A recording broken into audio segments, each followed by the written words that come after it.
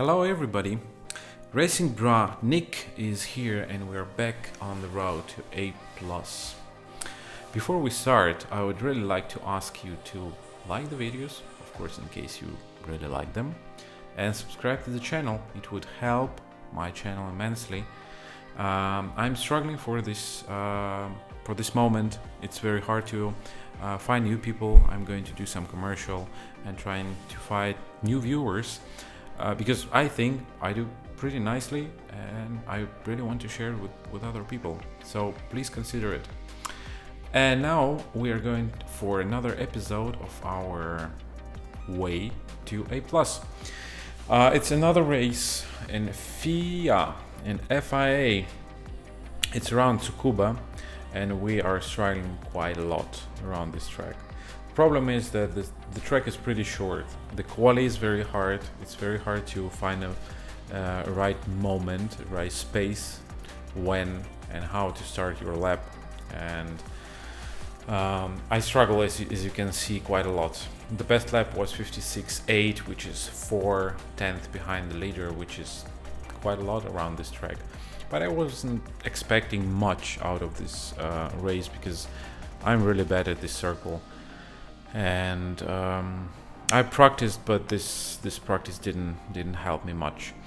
I started to be at least a little bit more consistent, but not faster, definitely.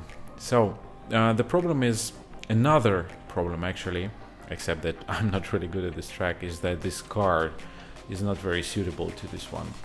As you know, I drive Mercedes, and this SLS in Group 4 is very understeery.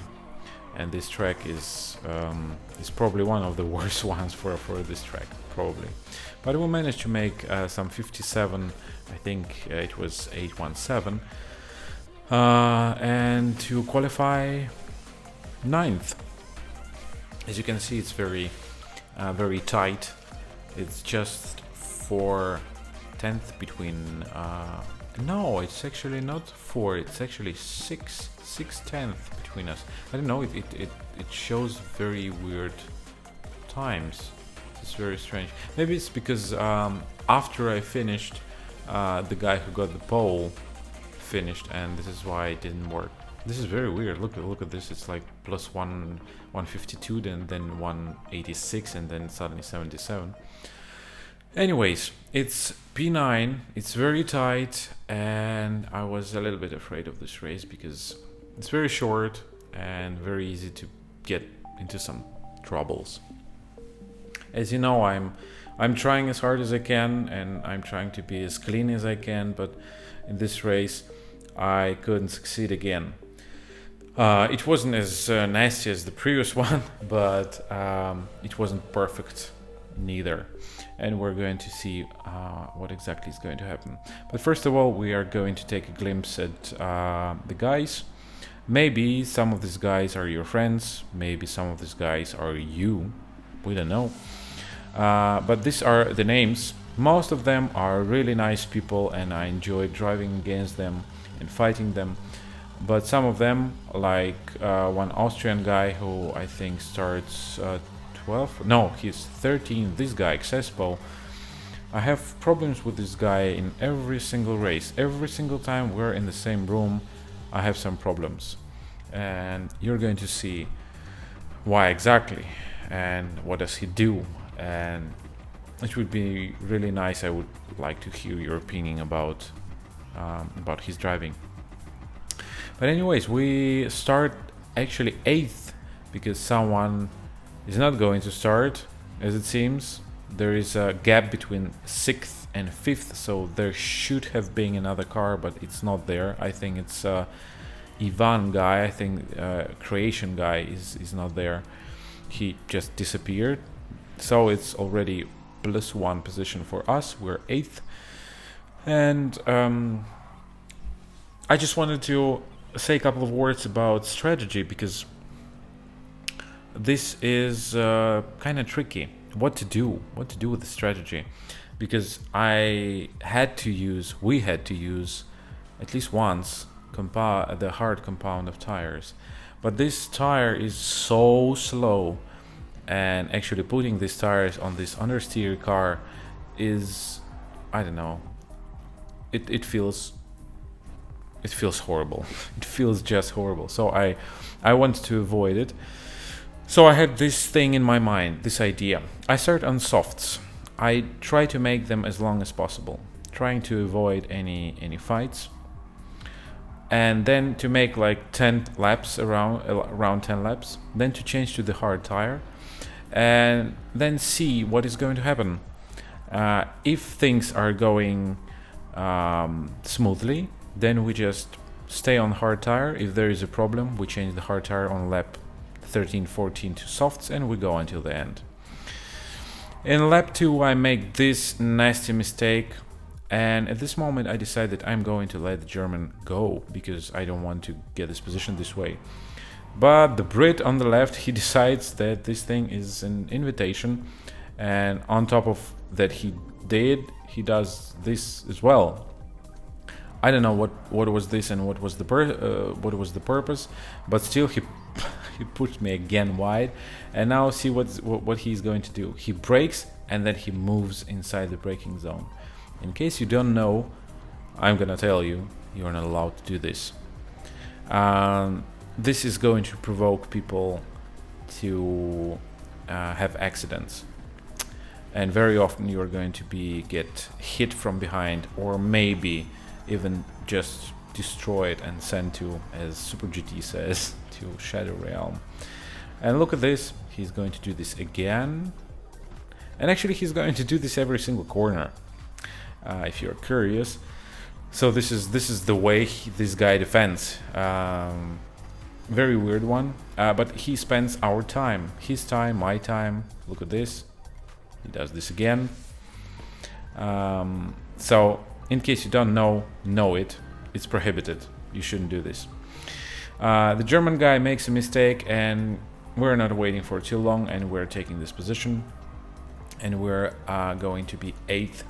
Now at this point, look what I did.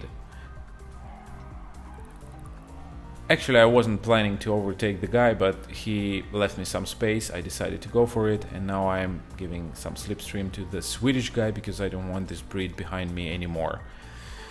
And thank God the Swedish guy made the overtake and he was behind me. I just didn't want to have any problems from the Brit. So actually I was trying to defend, and then I got this open door just in front of me and I went for it, and after everything that I saw, I thought that, you know, maybe I'm not going to be very soft on this guy. So I went for the overtake. The German guy is back to P8. I have no idea what happened behind, but he's back, so he made 2 positions, the British guy and then the Swedish guy, and he's right behind us again. We find ourselves now behind a Frenchman who is struggling quite a lot. Actually at the moment I didn't know what the hell is going on, and he wasn't actually fighting much against, and he made a mistake here. And look at this huge door that I could have gone through, but I made a mistake too, and I lost this very nice opportunity to overtake. At this point I make another mistake. I hit the guy from behind a little bit. Again, not very conservative of me, because obviously the Frenchman is on a hard tire, and this is actually what we wanted to avoid, being on a hard tire from the very beginning. And here I go for a very weird move, but it worked, and I was very happy. I was very happy to pull this thing off. It was very nice. We didn't touch. It was clean, and this is actually what an overtake I think should look like. Unfortunately, this guy spoiled my mood by going to the pit straight away. So actually, this was for nothing. I managed to stay on the soft tires for 11 laps. As you can see, I'm taking some time considering which tire am I going to use, just to be sure. So we're on a hard tire. It's lap 12.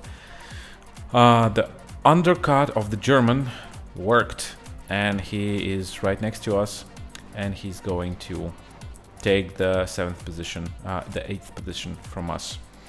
But again, the same situation. I just want to tuck behind and not to do anything crazy, anything stupid, just to be there, save the tires, because the race is long. We're not even halfway, almost halfway.